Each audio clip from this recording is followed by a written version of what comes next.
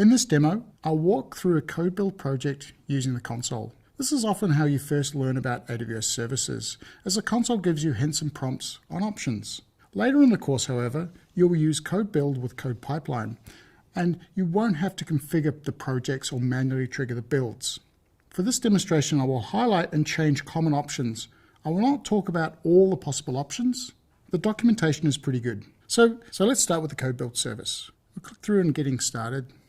And we need to give our project a name. So I'll just call this demo app. We can give it additionally a description. So the first thing we need to set up is where is the code for our project. In this case, I'm going to choose AWS Code Commit. I then can select the repository. I've got one called demo. It has a Python application within it. If I scroll down, I'm asked, what is the environment that I'm going to use to do the build? So I'm going to specify a Docker container. It's going to be Linux. It's going to be other. It's going to come out of Docker Hub. I'm going to use Python.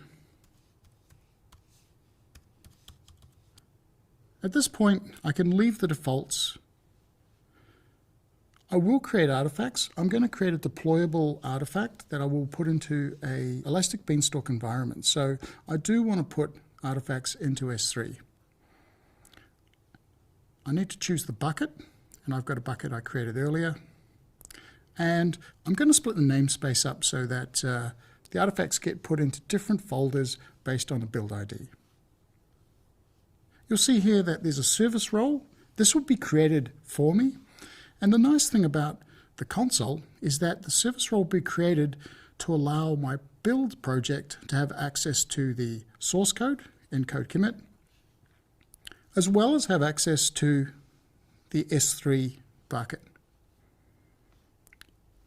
Before I click continue, I just want to show you some advanced options. The compute type is selected by default to the small compute type, but there are two other sizes I could have chosen. So I'm ready to build my project. I click continue and click save.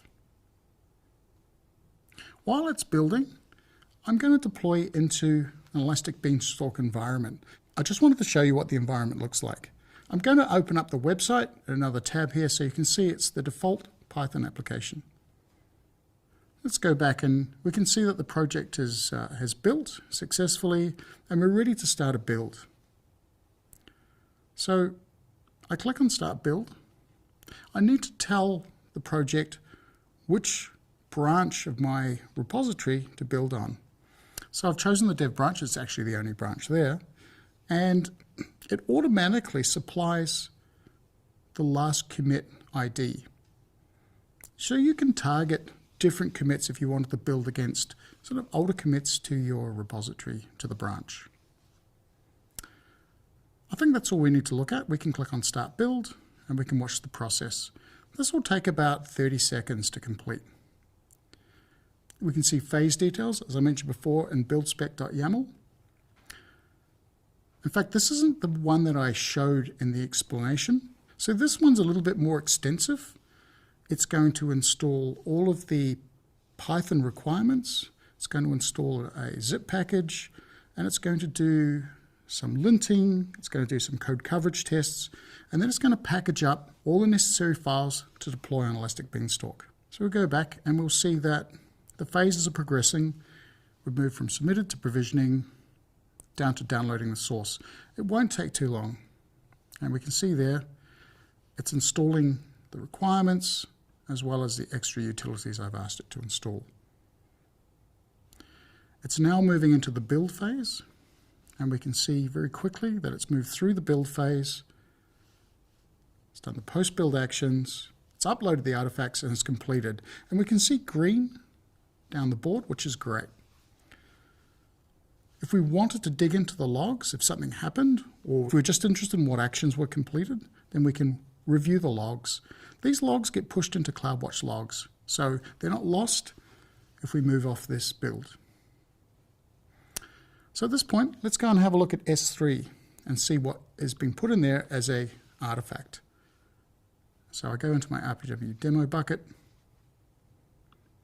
There's the build ID. There's the demo app, the name of the code build project, and there's the build.zip. So this is what I'm going to deploy into Elastic Beanstalk. So I'm going to download it, save that into my downloads folder, and then I go to my Elastic Beanstalk environment, and I'm going to upload and deploy that artifact. I'm going to browse. I've done this earlier, so I've got a build one file. I'll just choose that. Open that up, and I'll call this version 1.0 and deploy. So now this is being deployed onto the Elastic Beanstalk environment. So this default website will be replaced by the application that's just been built. So as you can see, the deployment has occurred and it was all successful. So if we go and have a look at our website and refresh, we'll see actually that our application is deployed. This application is the one that you'll use throughout the course in various exercises. So in this session, we've had a look at a very powerful and flexible tool for helping us build, test, and package our software ready for deployment. In the next session, you will learn about AWS Code Pipeline and how that service is used to manage the overall CI/CD process.